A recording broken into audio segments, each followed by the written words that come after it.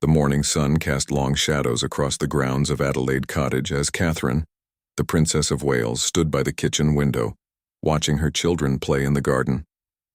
George was teaching Charlotte how to properly kick a football, while little Louis chased after butterflies with the pure joy that only a 5-year-old could possess. The scene should have filled her heart with warmth, but instead, a heavy weight pressed against her chest. William had been unusually quiet at breakfast, pushing his eggs around his plate without taking more than a few bites. She knew that look in his eyes, the same expression he wore when duty called him away from the family he loved so dearly. The phone call had come the night before, hushed and urgent, pulling him into his study where he remained for over an hour. When he emerged, his face was pale, and he simply said they needed to talk. The conversation they had shared in the quiet of their bedroom still echoed in Catherine's mind. The words seemed impossible, yet they fell from William's lips with the weight of absolute certainty. A special mission, he had explained, one that would take him away from Britain for an extended period. The details were classified, but the gravity in his voice told her everything she needed to know about the dangers involved. As the future King of England, William had always understood that his life belonged not just to his family, but to the nation. This mission, however, was different. It wasn't about ribbon cuttings or state dinners.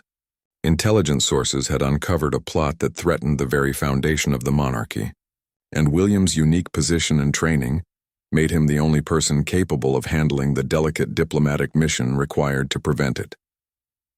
Catherine watched as William emerged from the house, still dressed in his casual weekend clothes, but carrying himself with the bearing of a man preparing for battle. He had aged in the past 12 hours, lines appearing around his eyes that hadn't been there before.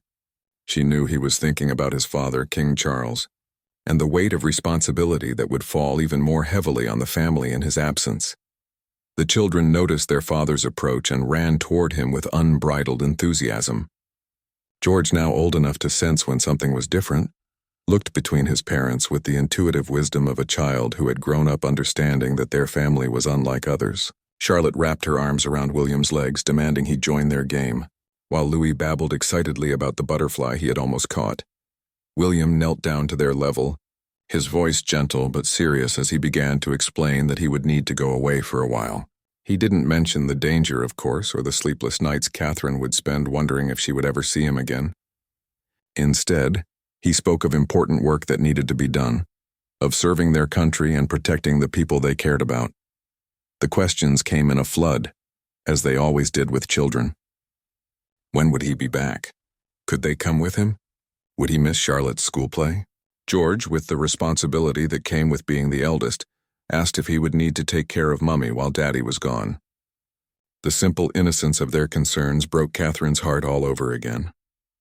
That afternoon, as the family walked through the gardens of their private estate, William and Catherine found themselves stealing glances at each other, memorizing moments they knew would need to sustain them through the dark days ahead.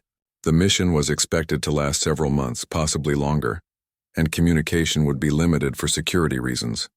As evening approached, the reality of the situation began to sink in for all of them. The children, sensing the unusual tension in the air, became more clingy than usual. Charlotte insisted on sitting between her parents during dinner, while Louis refused to let go of William's hand. George, trying to be brave, kept asking detailed questions about when exactly his father would return. The staff at Adelaide Cottage moved quietly through their duties, their faces reflecting the somber mood that had settled over the household. Many of them had served the royal family for years, and they understood the significance of what was happening. This wasn't a typical royal tour or official engagement. This was something that could change everything. Catherine found herself studying William's face as he read bedtime stories to the children, noting the way his voice remained steady despite the emotion she could see building behind his eyes. She memorized the sound of his laugh when Louis insisted on one more story, the gentle way he brushed Charlotte's hair from her face, and the proud smile he gave George when their eldest son promised to be good while he was away. As the children finally settled into sleep, William and Catherine returned to their own room, where packed bags waited by the door. The sight of them made the situation feel terrifyingly real. Tomorrow morning, before the children woke, William would be gone. A car would arrive at dawn to take him to a location she wasn't allowed to know, beginning a journey that would take him far from everything he held dear. They talked late into the night, sharing memories and making promises they both hoped they could keep. Catherine's strength, which had carried her through so many public appearances and royal duties, threatened to crumble as she thought about facing the coming months alone. Not just alone, but having to maintain the facade that everything was normal. Continuing her royal duties while the man she loved risked his life in service to their country. The weight of their positions had never felt heavier. As members of the royal family, they were expected to put duty before personal happiness, country before family. Tonight, that expectation felt like a burden almost too heavy to bear. Yet they both knew that when morning came, they would find the strength to do what was required of them, just as generations of royals had done before them. The clock ticked toward midnight, marking the beginning of what would be their last full day together for months to come. Dawn arrived too quickly, bringing with it the harsh reality that Catherine had tried to keep at bay throughout the sleepless night. She lay still in bed, listening to William's steady breathing beside her, knowing that in just a few hours, this moment of peace would be nothing more than a memory. The house remained quiet, with even the earliest rising staff moving about their duties with unusual discretion. William stirred as the first rays of sunlight filtered through the curtains, and Catherine felt his arm tighten around her waist. Neither of them spoke immediately, both understanding that words would make the approaching separation feel more real than either of them was ready to face. Instead, they held each other in the gray dawn light, drawing strength from a closeness that would soon be replaced by thousands of miles of distance. The sound of a car engine in the distance broke the spell. William's security detail had arrived right on schedule. Catherine felt her husband's body tense beside her as he processed the sound that meant their time together was officially running out. He turned to face her, his blue eyes reflecting the same mix of love and anguish that she knew must be visible in her own. They rose slowly, each movement feeling deliberate and precious. William had insisted on one final breakfast together, even though his appetite had vanished entirely.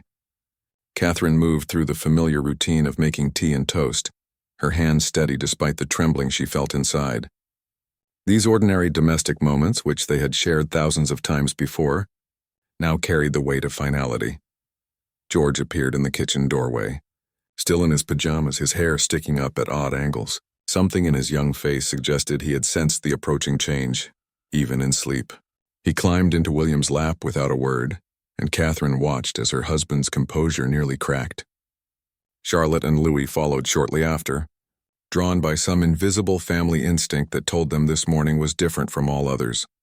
The children ate their breakfast while perched on their parents' laps, an unusual arrangement that no one questioned. William helped Louis with his cereal while answering Charlotte's stream of questions about his upcoming trip. His responses were carefully crafted to be truthful without being frightening, a delicate balance that required all of his diplomatic training. As the clock moved relentlessly toward departure time, Catherine began to understand how the wives of soldiers throughout history had felt, watching their husbands prepare for war. The comparison wasn't lost on her. William's mission, while diplomatic in nature, carried very real dangers. The intelligence briefings had made that clear, even if the children couldn't know the true scope of what their father was undertaking. The final preparations were made with military precision. William's bodyguard briefed him on the route to their first destination, speaking in code words that meant nothing to the children, but sent chills down Catherine's spine. His bags were loaded into a nondescript vehicle that would take him to the airport, where a private jet waited to begin the first leg of his journey. Standing in the entrance hall of Adelaide Cottage, surrounded by the comfortable chaos of family life, William gathered his children for what everyone knew would be their last embrace for months. George, trying desperately to be brave, asked one final time when his father would return. William's answer was honest but vague. As soon as his important work was finished, he would come home to them. Charlotte clung to his neck with the fierce grip of a child who sensed something momentous was happening, but couldn't quite understand what. She made him promise to bring her a present from wherever he was going, a request that brought the first genuine smile to William's face since the phone call that had started this chain of events. Little Louis, too young to fully grasp the situation, simply wanted his father to play one more game. William knelt down and engaged in a brief round of Louis's favorite hiding game. his laughter mixing with the child's giggles in a sound that Catherine knew she would replay in her mind countless times in the coming weeks. The moment everyone had been dreading finally arrived. William's security chief appeared in the doorway, his presence a silent signal that further delays were not possible. National security waited for no one, not even goodbyes between a father and his children. Catherine walked with William to the car, their fingers intertwined in a grip that neither wanted to break. The children followed, still not fully understanding that this goodbye was different from all the others. In the past, when William traveled for royal duties, they had always known exactly when he would return. This time that certainty was absent. The morning air was crisp and clear, the kind of beautiful English day that would normally have filled them all with joy. Instead, it seemed to mock the sorrow of their parting. Catherine looked up at the sky, wondering if William would see the same sun shining wherever his mission took him. As William embraced each child one final time, Catherine felt the full weight of single parenthood settling on her shoulders. Not just the daily responsibilities of caring for 3 young children, but the additional burden of maintaining their spirits during their father's absence. She would need to be strong enough for all of them, while managing her own fears about William's safety. The car door closed with a finality that echoed across the estate grounds. Through the tinted windows, Catherine could see William's silhouette, already transformed from husband and father back into the future king on a mission of national importance. The children waved enthusiastically as the vehicle pulled away, their innocent goodbyes carrying none of the weight that pressed down on Catherine's heart. As the car disappeared from view, Catherine gathered her children close, beginning the first day of what would be the longest separation of their marriage. The house that had always felt like a sanctuary now seemed too quiet, too empty. Despite being filled with the sounds of childhood, she looked down at George, Charlotte, and Louis, seeing William's features reflected in each of their faces, and found the strength she would need to carry them all through the difficult days ahead. The silence that followed William's departure seemed to expand and fill every corner of Adelaide Cottage. Catherine stood at the window long after the car had disappeared, her children pressed against her sides, all of them staring down the empty driveway as if their collective willing could bring him back. The morning that had started with such careful normalcy now felt surreal and hollow. George was the first to break the spell, tugging on his mother's hand and asking when they could call Daddy. Catherine's heart ached as she explained that it might be a while before they could speak to him, that his work required him to be very careful about when and how he could contact them. The 8-year-old's face fell with the weight of understanding that was far too heavy for his young shoulders. The first week passed in a blur of routine disrupted by constant reminders of William's absence. His coffee cup remained untouched in the kitchen cabinet. His side of the bed stayed perfectly made. The children asked fewer questions as the days went by, but Catherine could see them listening more intently whenever her phone rang, hoping for news from their father. Charlotte began having nightmares on the 3rd night, waking up calling for her daddy and refusing to be comforted by anyone else. Catherine would hold her daughter close, singing the same lullabies William used to sing, but they both knew it wasn't quite the same. The little girl's distress broke Catherine's heart anew each night, reminding her that she couldn't shield her children from missing their father, no matter how hard she tried. The royal duties continued without pause, as they always did.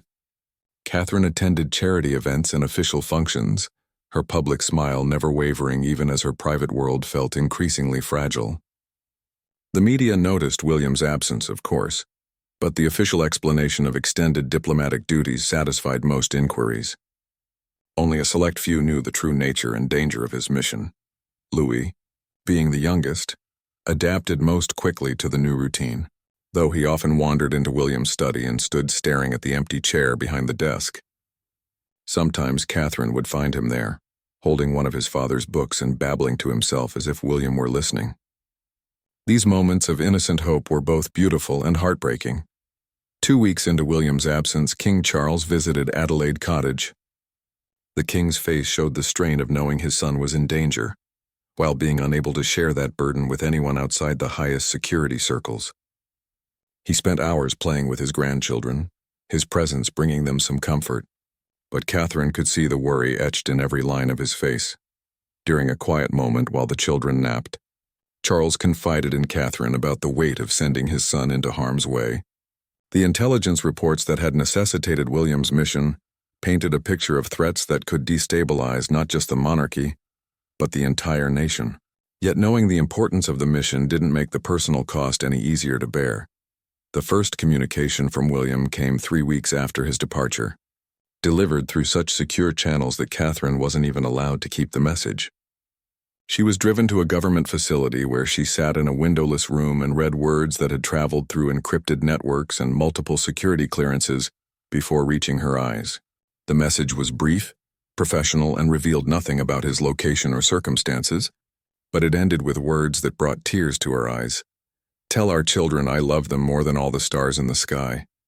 Translating that message for the children required all of Catherine's strength.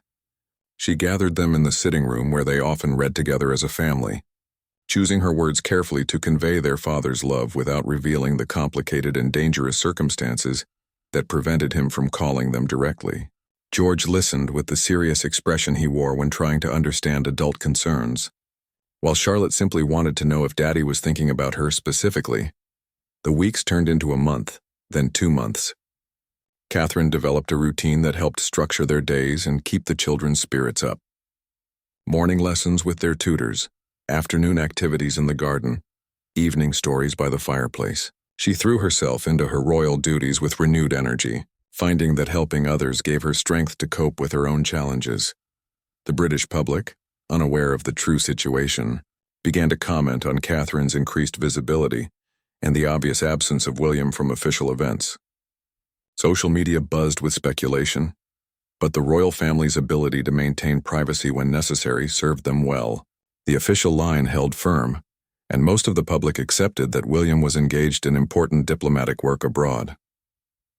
During this time, Catherine discovered reserves of strength she hadn't known she possessed. Managing 3 children, maintaining royal duties, and coping with her own worry about William's safety required her to dig deeper than ever before. She found herself thinking often about other royal wives throughout history who had waited for their husbands to return from various forms of service to crown and country. The children's teachers reported that all 3 were coping well academically, though there were subtle changes in their behavior.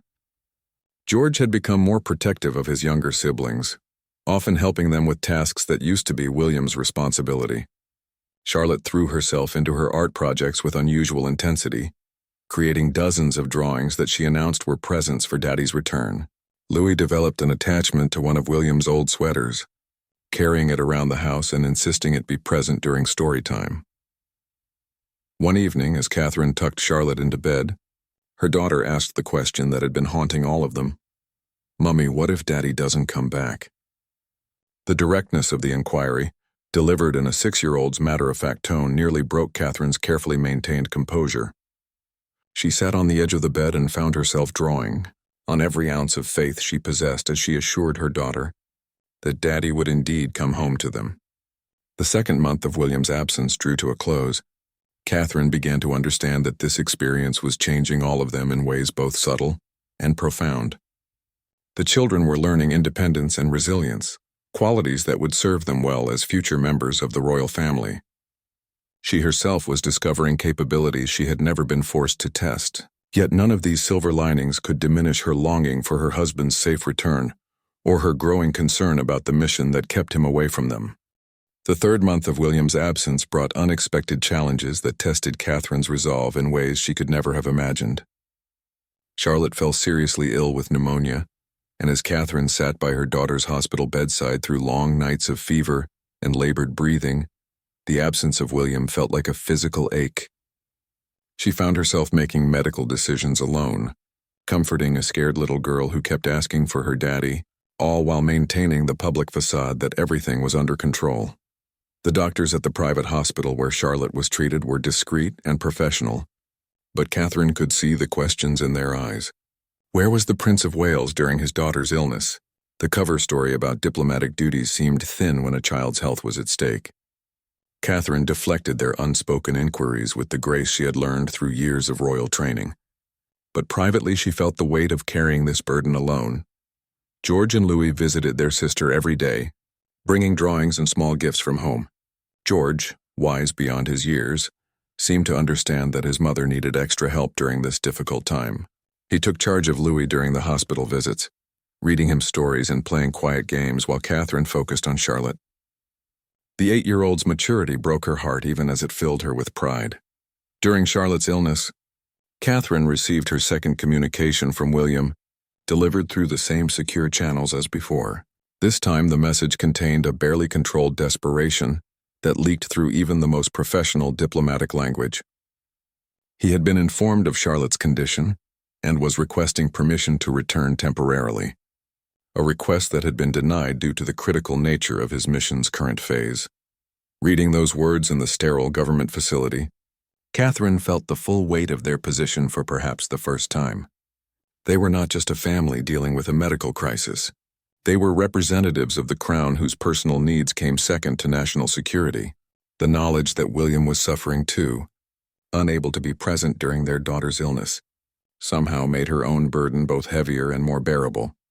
Charlotte's recovery was slow but steady, and after 10 days in the hospital, she was finally well enough to return home. The little girl had lost weight and her usual vibrant energy, but her spirits lifted considerably when she was reunited with her familiar surroundings. She insisted on sleeping in her parents' bed for the first few nights home, and Catherine found comfort in her daughter's presence even as the empty space where William should have been felt more pronounced than ever. The British press, despite their best efforts to maintain privacy, began to pick up on the unusual circumstances surrounding William's extended absence. Tabloid headlines questioned why the future king was not present during his daughter's hospitalization, and social media buzzed with increasingly wild speculation. The palace's press office worked overtime to manage the story, but Catherine could feel the public scrutiny intensifying. During this challenging period, Catherine's own family rallied around her in ways that reminded her she was not completely alone. Her parents, Michael and Carol Middleton, spent more time at Adelaide Cottage helping with the children and providing the kind of emotional support that only family could offer. Her sister Pippa and brother James also stepped up, ensuring that George, Charlotte, and Louis felt surrounded by love even in their father's absence. The children's questions about William became more sophisticated and pointed as time went on. George in particular began to ask why Daddy's work was so secret and why other royal duties had never required such long separations. Catherine found herself walking an increasingly difficult line between honesty and the security requirements that prevented her from revealing the true nature of William's mission. One evening, while helping George with his homework, her eldest son looked up from his mathematics and asked, "Mummy, is Daddy in danger?" The question hung in the air between them, loaded with implications that Catherine couldn't address directly. She chose her words carefully, explaining that all important work carried some risks, but that Daddy was very well trained and surrounded by people whose job it was to keep him safe. The 4th month brought a new kind of challenge as the children's resilience began to show signs of strain. Louis, usually the most adaptable of the three, began having separation anxiety whenever Catherine left for royal engagements. Charlotte's recovery from pneumonia was complete physically, but she had developed a habit of hoarding small objects that reminded her of her father. George became increasingly serious and responsible, taking on burdens that no 8-year-old should have to carry.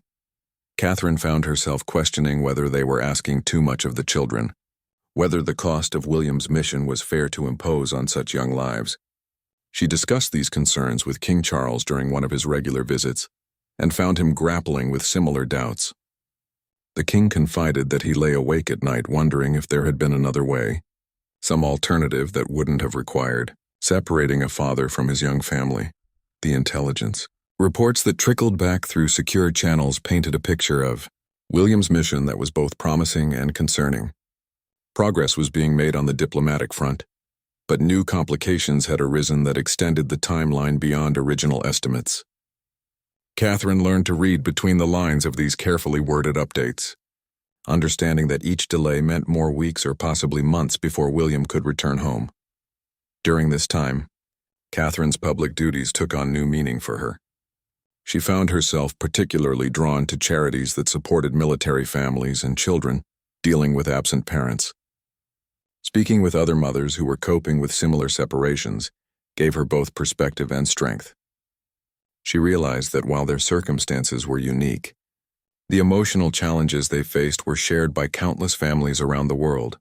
The children began to create new traditions to help them feel connected to their absent father.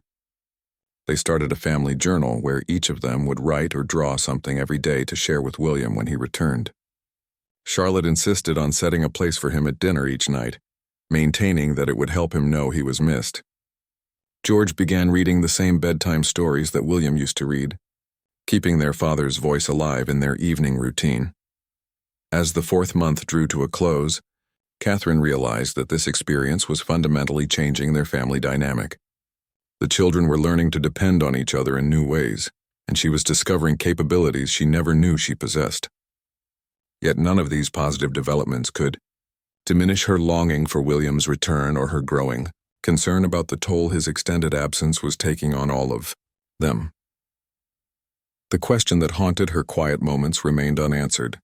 How much longer could they maintain this impossible balance between duty and family, between service to the crown and the needs of three young children who simply wanted their father to come home? The fifth month of William's absence began with an unexpected crisis that would test the very foundations of the monarchy itself. Catherine woke one morning to find her security detail unusually agitated and several additional personnel stationed around Adelaide Cottage. The head of her protection team informed her that intelligence services had intercepted communications, suggesting that William's mission had been compromised and that there were credible threats against the safety of his family. Within hours, the children found themselves living under what amounted to house arrest, unable to leave the estate grounds except for the most essential activities. Their tutors were brought in rather than allowing them to attend their usual lessons, and even visits from grandparents were subject to extensive security screenings. Catherine watched her children's world shrink to the confines of their home, all while being unable to explain why these restrictions were suddenly necessary. George, now more perceptive than ever after months of sensing unspoken tensions, asked direct questions that Catherine struggled to answer without violating security protocols or frightening him further. The 8-year-old had developed an unsettling ability to read adult faces and moods, a skill that served him well in understanding that something significant had changed in their already disrupted world. The threat level remained elevated for 2 weeks, during which Catherine received no communication from William at all. The silence was more frightening than any bad news could have been, leaving her to imagine scenarios that her rational mind tried desperately to reject. She found herself staring at news reports from around the world, searching for any hint of international incidents that might involve her husband. During this period of heightened security, Charlotte began to have severe nightmares that went beyond missing her father. She would wake up screaming about bad men trying to hurt her family, fears that seemed to come from some deep instinct, rather than any specific information she had been given. Catherine spent many nights sitting by her daughter's bed, providing comfort while battling her own terror about what threats might be real. The security restrictions were finally lifted after intelligence services determined that the immediate threat had passed. But the experience left the entire family shaken. Catherine realized that William's mission had placed them all in danger, not just him. The knowledge that their children could become targets because of royal duty added a new dimension to her already complex feelings about their situation. It was during this unsettled time that Catherine received the most detailed communication yet from William. Delivered through multiple security layers, the message revealed that his mission had evolved far beyond its original scope. What had begun as a diplomatic initiative to prevent threats against the monarchy had uncovered a larger conspiracy involving multiple international actors. William's unique position and relationships had made him indispensable to resolving the crisis, but success required him to remain in the field indefinitely. Reading between the lines of the carefully worded message, Catherine understood that William was being asked to choose between his family's immediate needs and preventing a catastrophe that could affect millions of people. The weight of that choice and the fact that he was making it alone in some distant location brought her to tears for the first time since his departure. The children's behavior continued to evolve in response to their father's extended absence.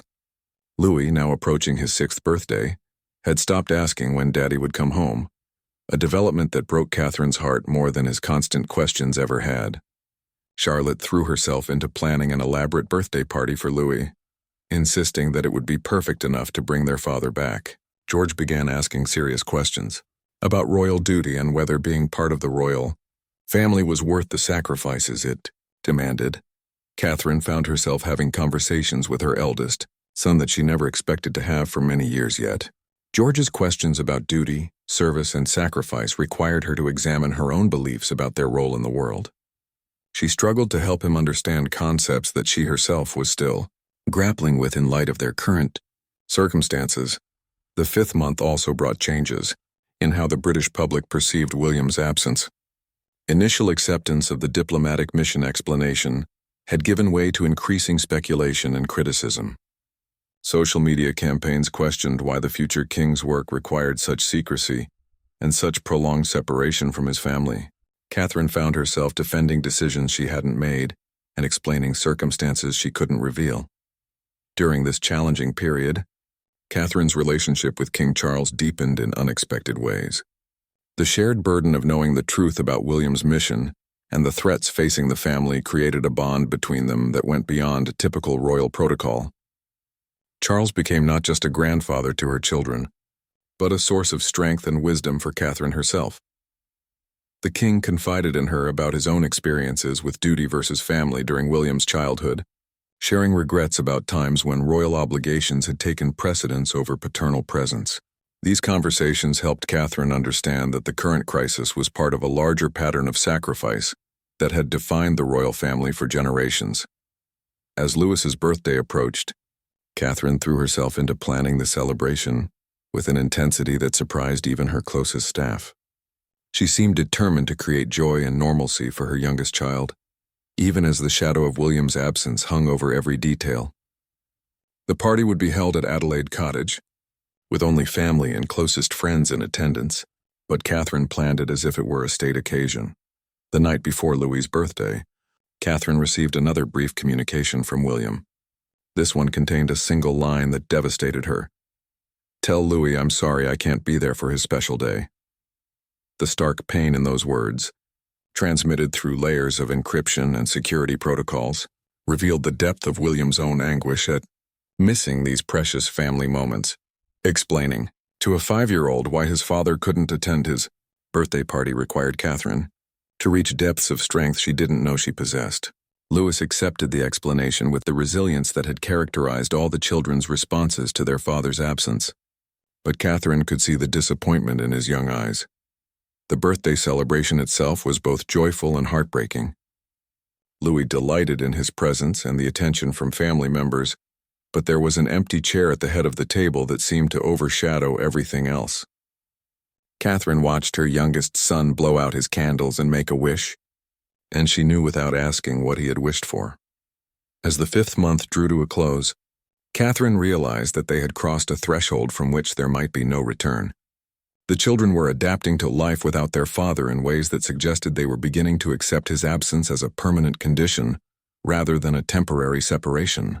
This adaptation, while necessary for their emotional survival, terrified Catherine more than any external threat they had faced. The 6th month of William's absence brought the first real signs that his mission might be approaching its conclusion, though these signals came wrapped in complexity that Catherine struggled to decipher. The intelligence briefings she was now receiving on a weekly basis spoke of significant progress and resolution phases, but also warned of critical junctures that could extend the timeline indefinitely if not handled perfectly.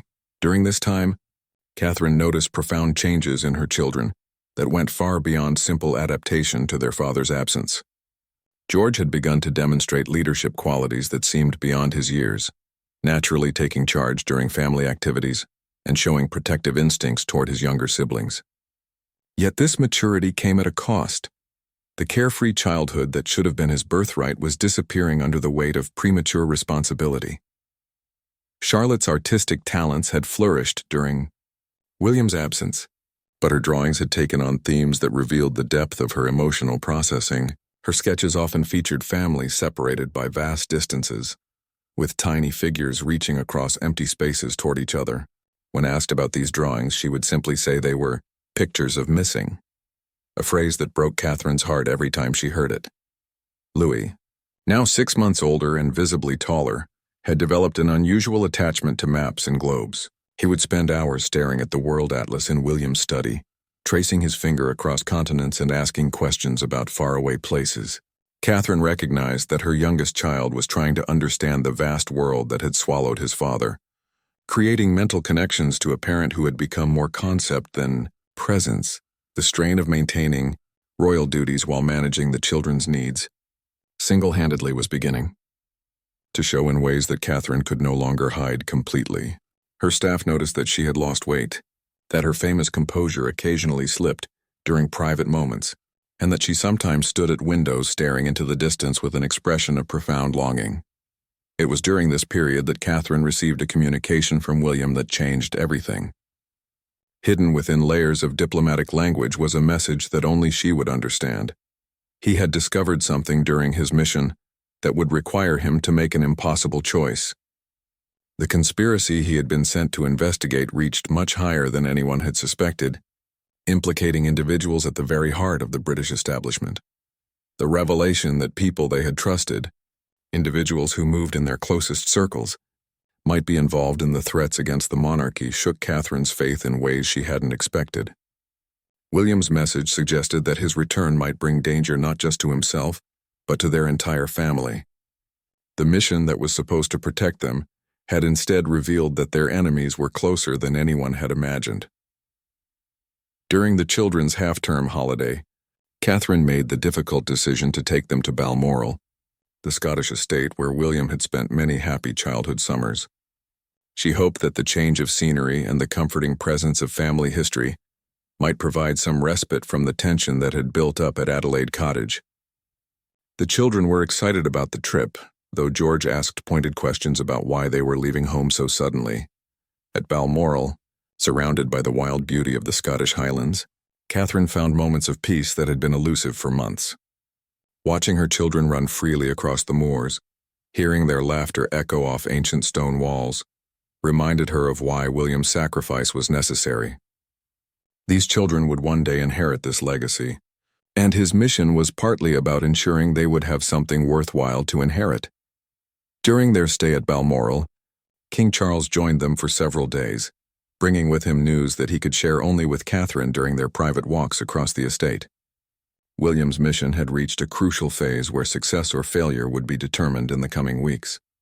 The intelligence services were confident that they were close to neutralizing the threats, but the final phase would be the most dangerous yet. Charlotte's questions during their Scottish holiday revealed how much she had been thinking about her father's absence. Walking beside the river that ran through the estate, she asked Catherine if Daddy had forgotten what they looked like. The question was delivered with 6-year-old directness, but it revealed fears that had been building for months. Catherine spent that evening showing Charlotte photo albums and videos of William, reassuring her daughter that forgetting was impossible when love was so strong. The peaceful interlude at Balmoral was interrupted by an urgent call that required Catherine to cut their holiday short. The details were classified, but the tone of the security briefing made it clear that William's situation had become critical. They returned to Adelaide Cottage under heightened security, with the children sensing the changed atmosphere, even though no specific information was shared with them. Back home, Catherine found herself in an impossible position. She knew that William was in immediate danger, but she couldn't share this knowledge with anyone except the highest security officials. The weight of carrying this secret while maintaining normal life for the children required strength she wasn't sure she possessed. Every phone call made her heart race. Every unexpected visitor brought terror that they might be bringing news she couldn't bear to hear. The children's resilience during this period amazed her, even as it broke her heart. They had learned to read her moods and adjust their behavior accordingly, showing consideration that no children their age should need to develop. When Catherine seemed particularly stressed, George would take charge of his siblings without being asked. Charlotte would bring her mother drawings designed to make her smile. Louis would simply climb into her lap and offer wordless comfort. During the final weeks of the 6th month, Catherine received communication from William that was more personal than anything that had come before. Reading between the lines of security-approved language, she understood that he was preparing for an operation that might not allow him to return. The message contained instructions for the children's care and references to letters he had written for important occasions he might miss. The realization that William was contemplating the possibility of not returning home Shattered, Catherine's carefully maintained composure. For the first time since his departure, she allowed herself to truly consider what life would be like if he never came back.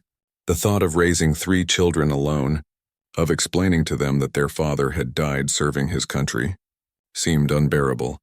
Yet even in her darkest moments, Catherine found strength in the example William was setting for their children. His willingness to sacrifice everything for duty and country embodied the values they hoped to pass on to the next generation of royals. If the worst happened, she would need to help George, Charlotte, and Louis understand that their father's sacrifice had meaning beyond their personal loss. As the 6th month came to an end, Catherine stood at the same window where she had watched William's car disappear half a year earlier. The garden looked different now. The children had grown, the seasons had changed, and she herself had been transformed by months of uncertainty and responsibility. Whatever news the coming days would bring, she knew that their family had already been forever changed by this experience of separation and sacrifice.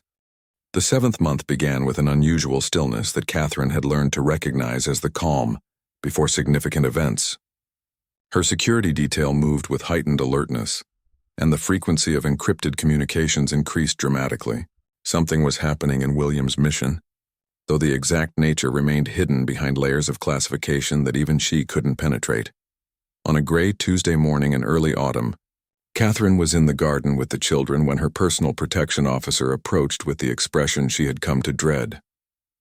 There was a call waiting for her, he explained, one that required her immediate attention in the secure communication room that had been established at Adelaide Cottage months earlier. Her heart hammering, Catherine asked her mother to watch the children and followed the officer inside. The call came from the highest levels of the intelligence service, delivered with the careful precision that characterized all their communications. William's mission had reached its successful conclusion, they informed her, but complications during the final phase had resulted in his hospitalization. He was alive, they assured her quickly, but his injuries were serious enough to require extended medical treatment before he could return home. Relief and terror warred in Catherine's chest as she processed this information. William was safe. The mission had succeeded, but he was hurt badly enough that she still couldn't speak to him directly. The officials couldn't provide details about his injuries due to security protocols, but they assured her that he was receiving the best possible care and that his condition was stable. When Catherine emerged from the communication room, she found her children playing in the garden with an innocence that seemed precious beyond measure. How could she explain to them that their father was coming home but might be changed by his experience?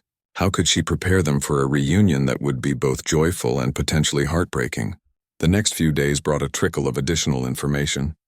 William's injuries were primarily physical rather than psychological, though he would require months of rehabilitation. The conspiracy that his mission had uncovered had been neutralized, with several high-profile arrests that would never be publicly connected to royal security. Most importantly, the threats against the monarchy and the family had been eliminated. George, with the intuition that had developed over months of reading between the lines of adult conversations, seemed to sense that something significant had changed.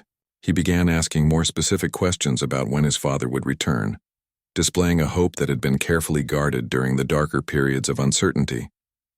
Catherine found herself walking the delicate line between encouraging that hope and preparing him for the possibility that his father might be different when he came home. Charlotte's reaction to the news that Daddy was coming home was pure, unguarded joy. She immediately began planning elaborate welcome home celebrations and insisted on creating dozens of new drawings to show him. Her excitement was infectious, lifting the spirits of the entire household and reminding Catherine of the simple happiness that William's return would bring, regardless of the circumstances. Louis, now old enough to understand the concept of soon, in relation to his father's return, began a daily countdown that he marked on a calendar in his bedroom. Each morning he would cross off another day and announce how many remained until Daddy came home, though the exact date remained uncertain pending William's medical clearance for travel. 3 weeks after learning of William's condition, Catherine received permission to speak with him directly for the first time in 7 months. The call was brief and monitored, but hearing his voice after so many months of silence brought tears that she couldn't control. William sounded tired and different, but unmistakably himself.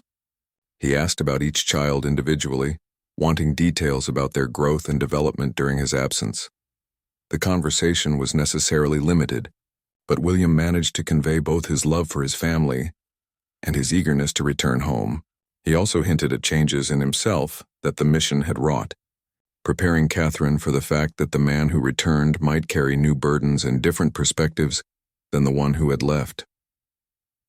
When Catherine told the children that they had spoken to Daddy, their reactions revealed how much hope they had been holding in reserve.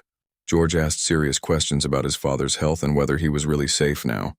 Charlotte wanted to know if Daddy remembered her voice and whether he was excited to see the drawings she had made. Louis simply wanted to know if Daddy would be home in time for Christmas, still more than 2 months away. The final phase of waiting proved almost as difficult as the months of uncertainty that had preceded it. Now that William's return was confirmed, every day felt like an eternity. The children struggled to focus on their normal activities, and Catherine found herself checking the calendar obsessively, counting down days until medical clearances could be completed and travel arrangements finalized. During this period, Catherine began to understand the magnitude of what their family had endured and survived. 7 months of separation had tested every bond between them, but it also revealed strengths they hadn't known they possessed. The children had developed independence and resilience that would serve them well in their future roles. She herself had discovered capabilities that had emerged under pressure. The call finally came on a crisp November morning that would forever be etched in Catherine's memory. William had been cleared for travel and would be home within 48 hours. The secrecy that had surrounded his mission meant that even his return would be handled discreetly, with no public fanfare or media coverage. For Catherine, the privacy felt like a gift. Their reunion would belong to them alone.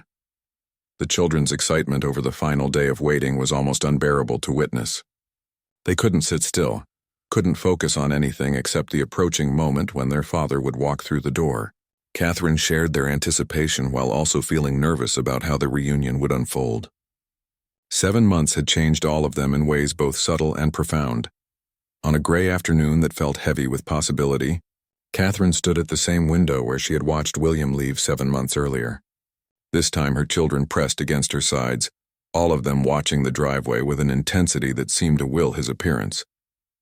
When the familiar car finally appeared in the distance, the children's shouts of joy echoed through the house.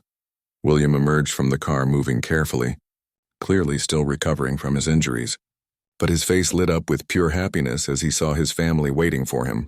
The reunion that followed was everything Catherine had dreamed of during the darkest moments of their separation. Tears, laughter, and embraces that seemed to heal months of longing in an instant. As William held his children close, Catherine could see the changes that the mission had wrought in him. He was thinner, marked by experiences he might never be able to share completely, but his love for his family burned brighter than ever.